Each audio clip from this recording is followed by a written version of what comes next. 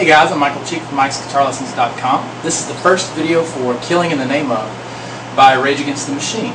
Now, if you're watching this on the website, I assume you are, there are tabs available for this. Depending on when you're watching it, they may be in a couple different places. If you're watching this pretty close to when I put this up, it'll be in the tools section of the website.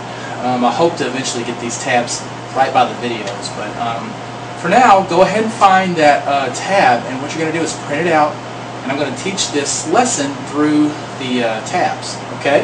So, the first thing that we have to start with is this song is in drop D. Okay, so what that means is you're going to take this thick E string and drop it down a whole step, or 2 frets worth, and on your tuner, if you're using a tuner, it's going to read a D, put that needle right in the middle, and you're in drop D. That's all it takes to put your guitar in drop D. Kind of make sure all the other strings stay in tune, but that's all there is to it. Now, the first measure of this song, actually the first 4 measures are exactly the same. They are pretty much just a D chord, even though we're not using the skinny E string here. It is a D chord, okay? So what we're going to do is, you can use whatever fingers you're comfortable with, but you want to play the 3rd fret in the B string and the 2nd fret on the G string. Along with that, you're going to play open on the D, A, and this is the D string now, but the 6th string, your thickest string. And this, you've got 4 of these D chords right in a row, and you just strum them kind of slow, not real fast, just kind of slow, and let them ring, and it's 4 times in a row. So it's going to go like this.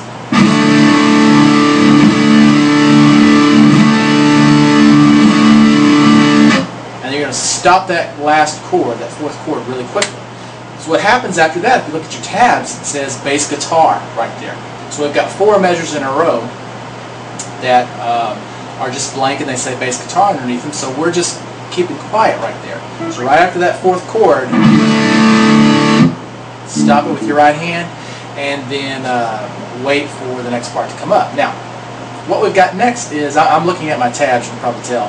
I've got the same tabs that you're looking up on my computer screen, and we're starting now in the 3rd line, okay? Now, if you see this 3rd line, you probably notice there's a couple of brackets there. The one right underneath it, there's a little bracket that says 3x. That means you play that line 3 times in a row before you go on to the next line, okay?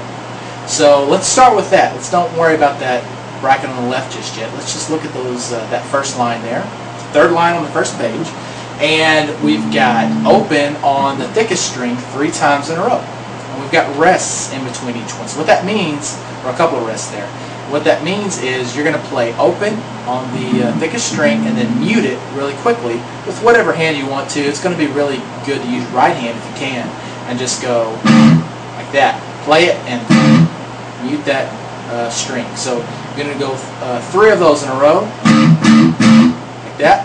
So after that, you're going to be up here and you're going to play the 11th fret on the D string.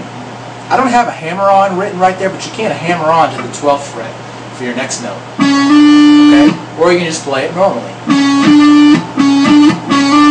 Pretty much the same, but kind of a personal preference there. So 11 on the D string, 12 on the D string, then 11 on the G string, 12 on the G string. So pretty easy. I'm going to play them with hammer on. So that 3rd line there on the first page sounds like this. Okay, pretty simple. Now this is where the bracket comes in to play. You're going to play it 2 more times. So that 3rd line on that page is played a total of 3 times. Once you've played it 3 times,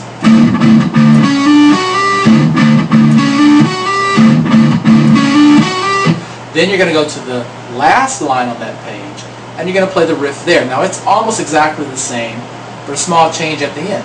So again, we have our 3 opens on the thick string, then 11 on the D, 12 on the D, 11 on the G, but then when we play 12, we're going to bend it up.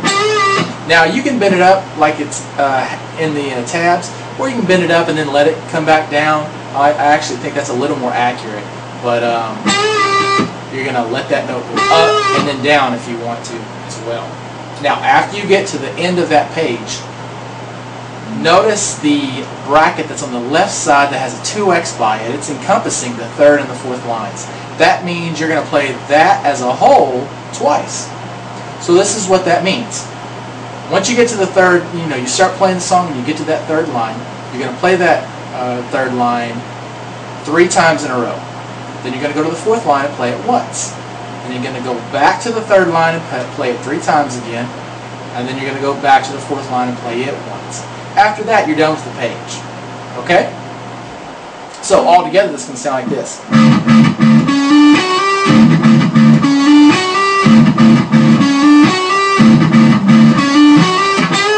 Sorry, messed that up a little bit.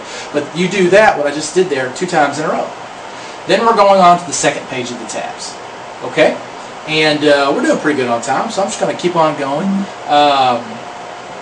After that, it's still kind of similar. You've got 3 opens. You'll notice this first line on that second page has got a bracket on it that says 2 times in a row. So again, you're going to play that line twice. Okay? And you've got 3 opens on the thickest string. Again. And then you've got 6th fret on the A string. Okay? Doesn't matter what finger you use really. Everything's pretty slow here, so we're not really worried that much about speed. So you play 3 6s on the A string, trying to mute in between those as well. Okay, just like that. Okay, that takes care of the first line of the second page. Now we're going to go to the second line there.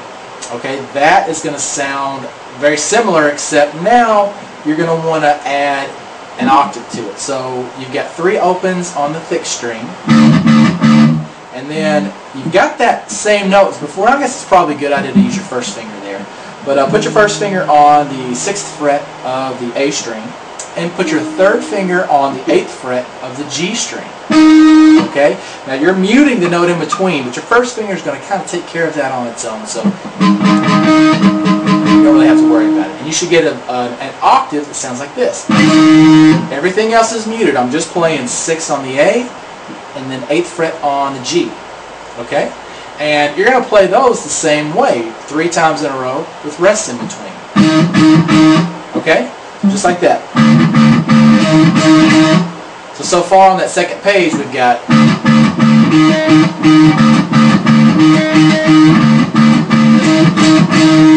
okay, and then we're going to the third line now.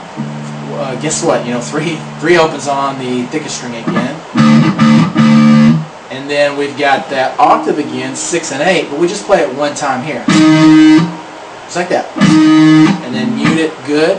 And what's going to happen right there is we're actually getting into one of the big riffs that everybody recognizes in the song.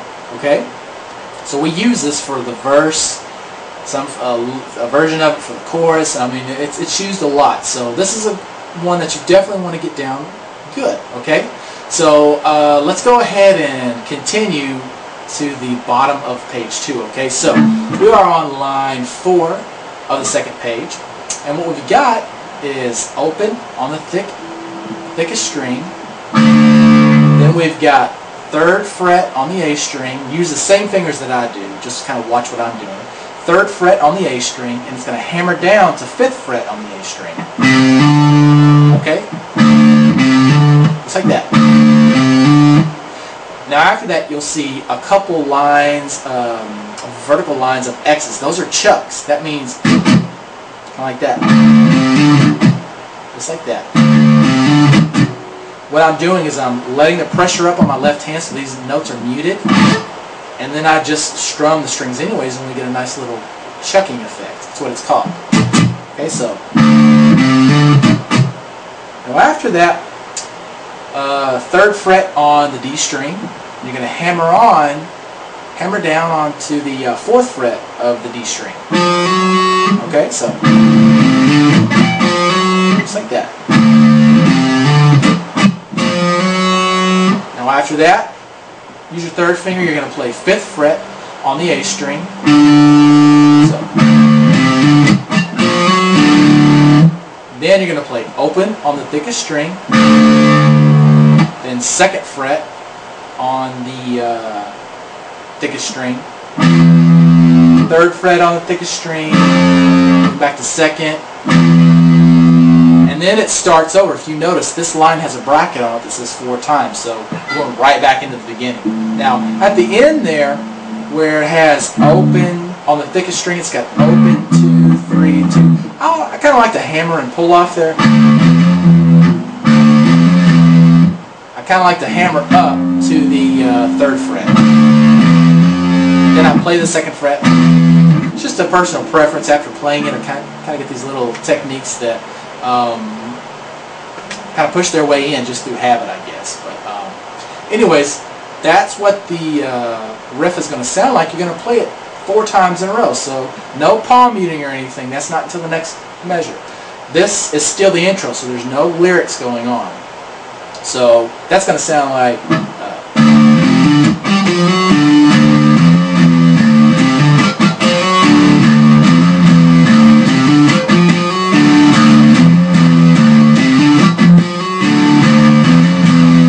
Okay, now that would be the 4th line on that 2nd page. Now let's do the last line.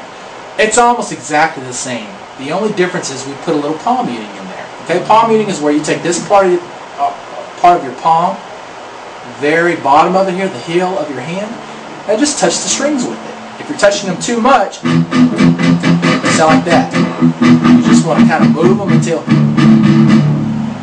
you get that sound. You can definitely tell they're muted, but they still ring for a second. It gives you a nice, what they call, crunch. Okay?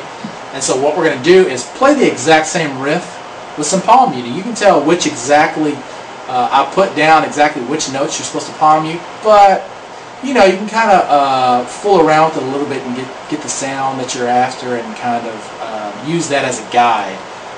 But I like to put my own little twist in these songs anyways. But anyways, play the riff that you did on the line before that, just palm mute in some of those spots. And I've got a repeat, what is that?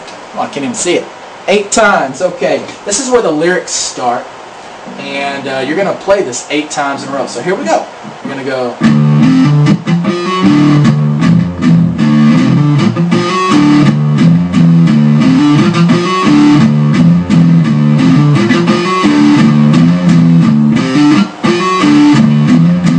I'm basically just doing the same thing and just kind of palm muting some of those notes. Do it 8 times in a row, and then you're going to go on to the next part. Next part's going to kind of start the chorus, I believe, but we're going to save that for the next video. It's going to sound something like, you know,